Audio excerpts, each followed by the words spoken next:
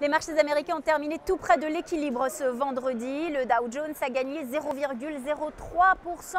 Le Nasdaq lui a progressé de 0,06% et le S&P 500 a perdu 0,07%. Pourtant, aux États-Unis, côté macroéconomique, le PIB américain a augmenté plus que prévu au troisième trimestre de 2% contre 1,3% au deuxième trimestre. Les analystes tablaient sur une croissance un peu plus modeste de 1,7%. Et autre indicateur d'importance publié aujourd'hui, la confiance des consommateurs. L'indice de l'Université du Michigan a atteint son plus haut niveau depuis 5 ans à 82,6 points en octobre contre 73,3 en septembre. C'est toutefois légèrement en dessous du consensus qui était à 83 points. Du côté des entreprises, pour finir, ce sont les résultats d'Apple qui ont pesé sur le moral des investisseurs.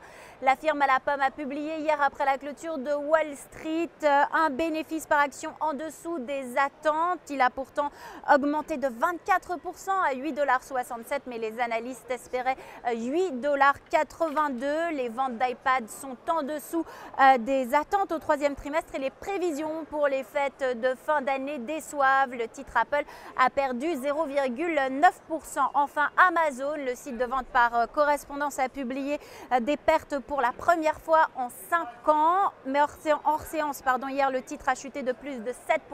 Ce vendredi, les analystes estiment que ces prévisions frileuses pour la période des fêtes ont de bonnes chances d'être battues. Cela plaît, le titre Amazon a rebondi de 6,9% ce vendredi soir.